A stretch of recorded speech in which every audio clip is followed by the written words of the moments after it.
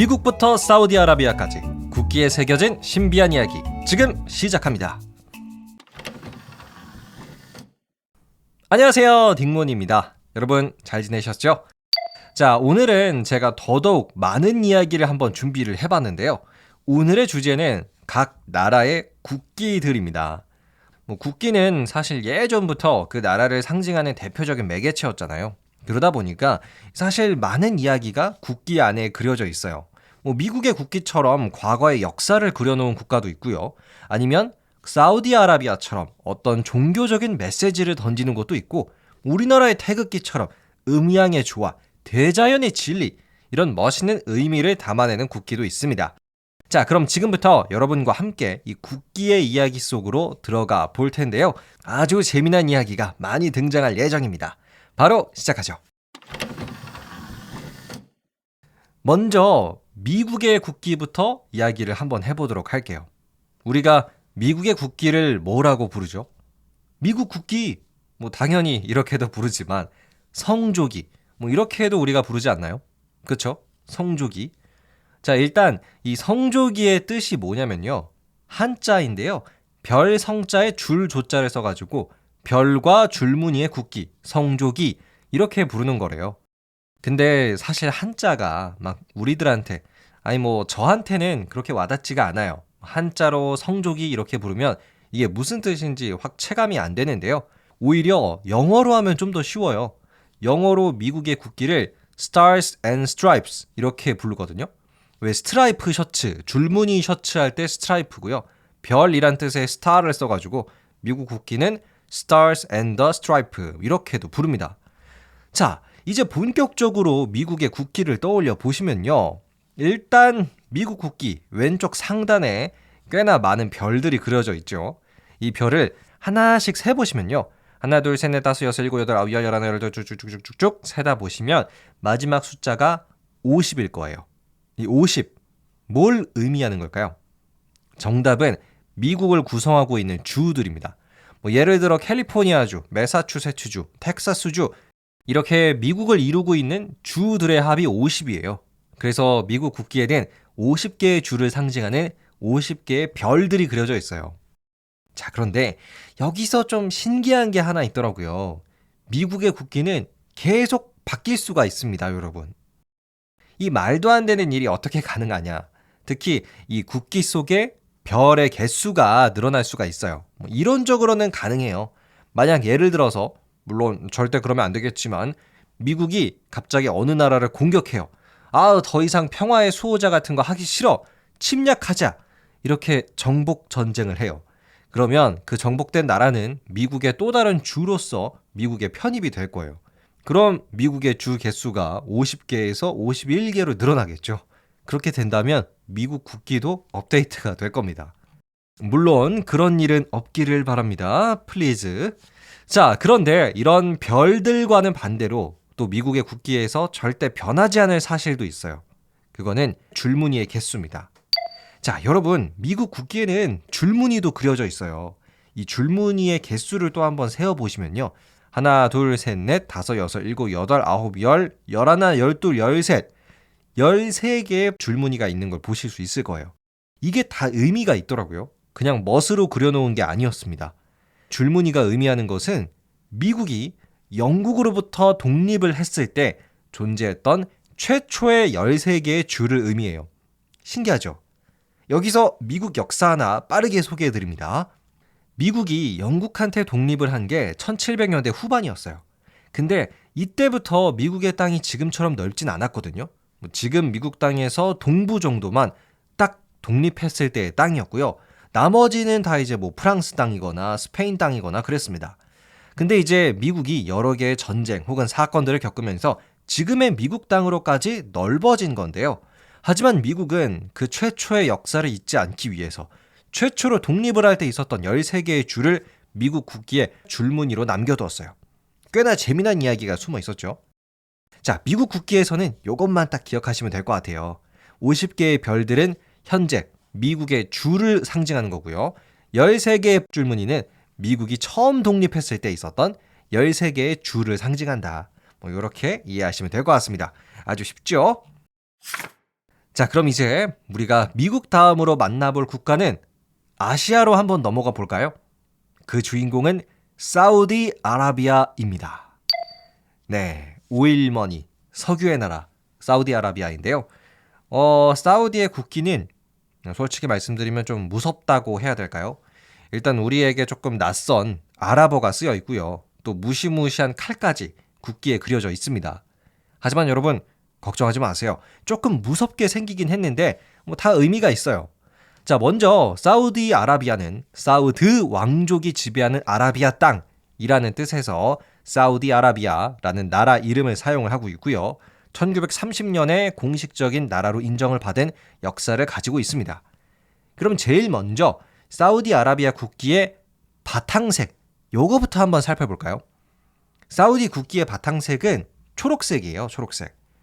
자, 여기서 초록색은 풍요로움을 상징합니다. 사우디아라비아 아니면 다른 중동 국가나 특히 아프리카 국가들에서는 이 초록색이 풍요로움을 상징하는 경우가 많아요. 왜냐하면 여러분 사우디아라비아는 대표적으로 사막 지형이 많은 나라죠. 그러다 보면 사실 초록색, 어떤 푸릇푸릇한 식물들을 보는 게 굉장히 어렵습니다. 그렇기 때문에 오아시스나 이런 풀들이 많이 자라있는 자연의 색, 이 초록색을 풍요로움의 상징으로 본대요. 그래서 사우디 국기의 바탕색도 풍요로움을 기원하는 의미에서 초록색을 사용하고 있고요. 자, 그럼 이어서 국기 중간에 쓰여있는 글자가 있죠. 이 글자는 샤하다라는 문구인데요. 아랍어로 이게 무슨 뜻이냐면 알라 이외에 다른 신은 없으며 무함마드는 그의 사도이다. 이런 종교적인 내용을 갖고 있어요. 자, 그리고 이 글 밑에는 칼이 하나가 있죠. 좀 무섭게 생긴 칼이 하나 있는데 이게 당신을 공격하겠습니다, 이런 의지를 표현하는 거 절대 아니고요. 그 로마 신화 속에서 등장하는 유스티티아라는 이 로마의 정의의 여신이라고 있어요. 우리나라 법원에 가도 그 동상이 있을 정도로 유스티티아는 다양한 나라에서 어떤 법과 관련된 상징으로 쓰시는 분이에요. 근데 이분이 한 손에는 칼을 들고 있고요. 다른 한 손에는 저울을 들고 있어요. 그래서 이 칼의 의미는 정의를 실현하는 힘, 요것을 의미합니다. 그러니까 다른 나라를 공격하겠다는 뜻이 아니라 우리는 정의를 실현하는 힘과 그 기준을 갖고 있다, 이런 뜻이에요. 여러분 오해하지 마시고요. 그래서 정리하면 사우디아라비아의 국기는 풍요로움을 상징하는 초록색 바탕에 샤하다라는 알라 이외에 다른 신은 없으며 무함마드는 그의 사도이다 라는 종교적인 문구를 적어 놓았고요. 그 밑에는 정의를 실현하는 힘인 유스티티아의 칼을 그려놓은 국기라고 볼 수가 있습니다. 자, 그럼 이제 우리가 사우디아라비아의 국기까지 좀 알아봤는데요. 이제 사우디 다음으로 알아볼 국기의 주인공은 참 세계사에서 많이 등장하는 나라예요. 만년 2인자, 이런 기분이 좋으면서도 뭔가 기분이 나쁜 별명을 갖고 있는 나라고요. 개인적으로 저는 좀 애정이 있는 국가입니다.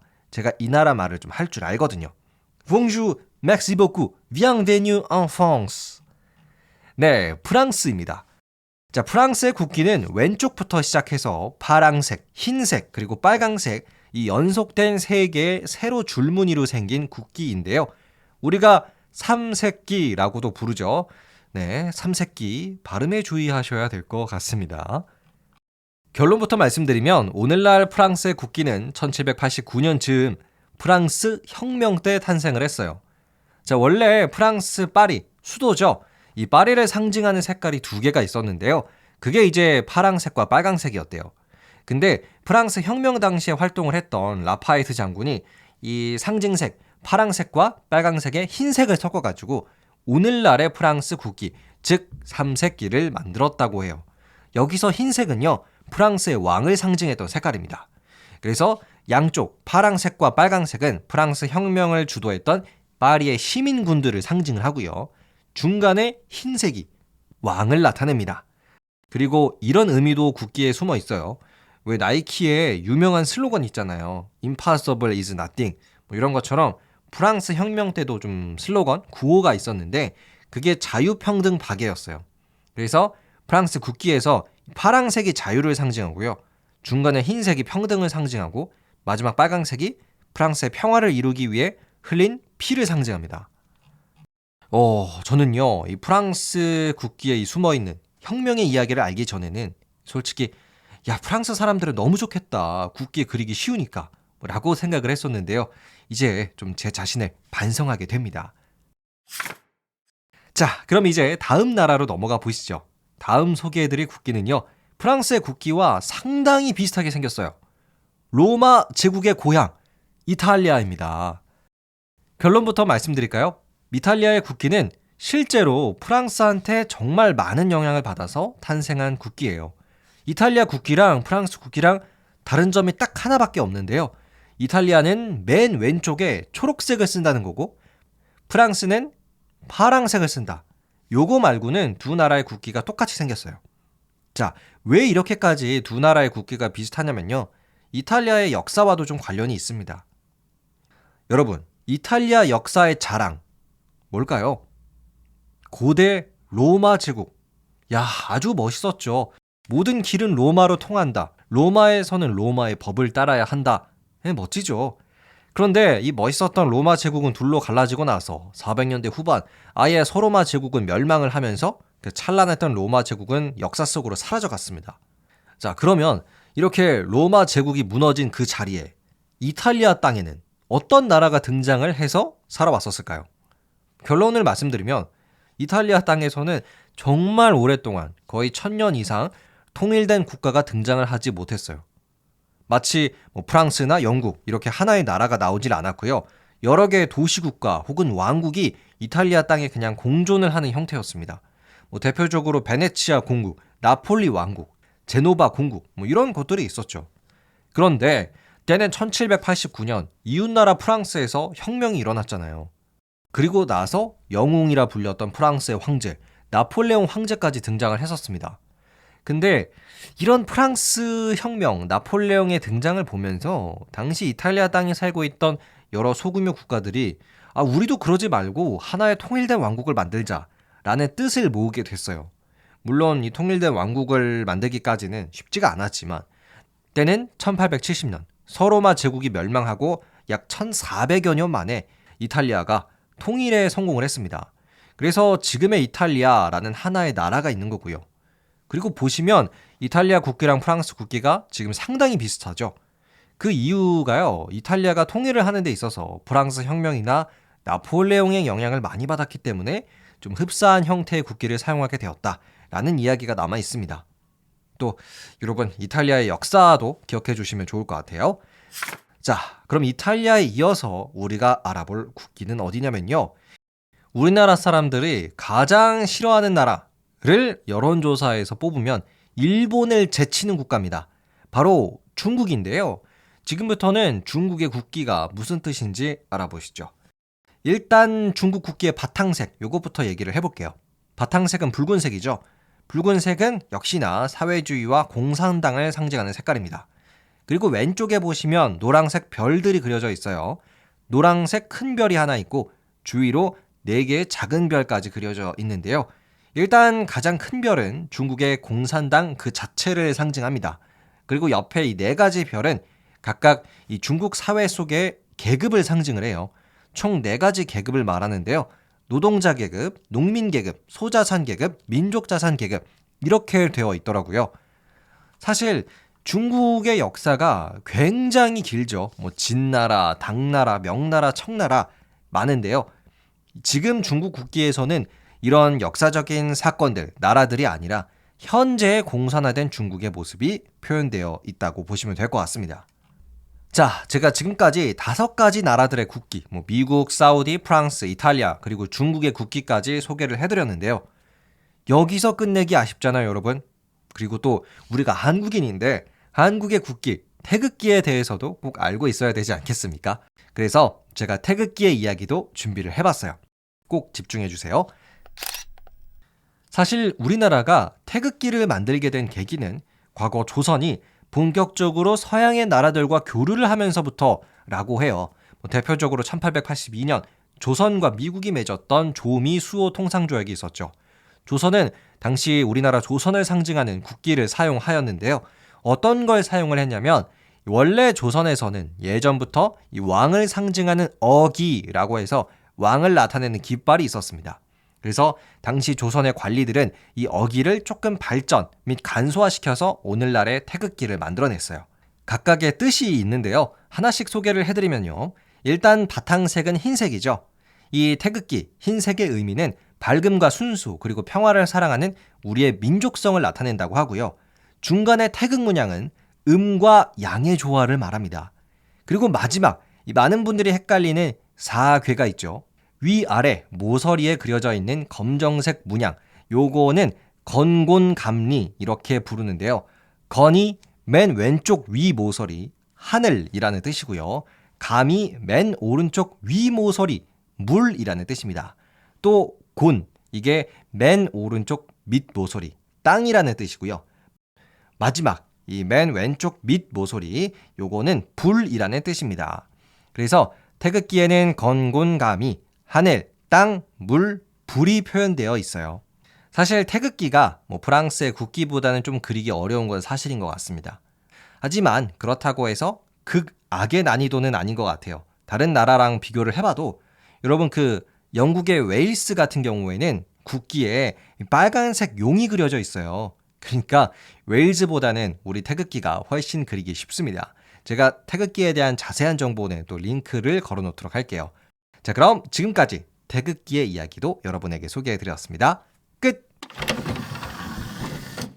네, 오늘은 여러분과 함께 또 각 나라의 국기들의 이야기 나눠봤습니다. 저도 이 이야기를 준비하면서 굉장히 재밌었어요. 여러분은 어떠셨나요? 재밌게 들으셨다면 팔로우와 하트 꼭 눌러주시고요. 또 어떤 국기 이야기가 가장 흥미로우셨는지 댓글도 남겨주세요. 그럼 저는 금요일에 다시 돌아오겠습니다. 감사합니다. 안녕히 계세요.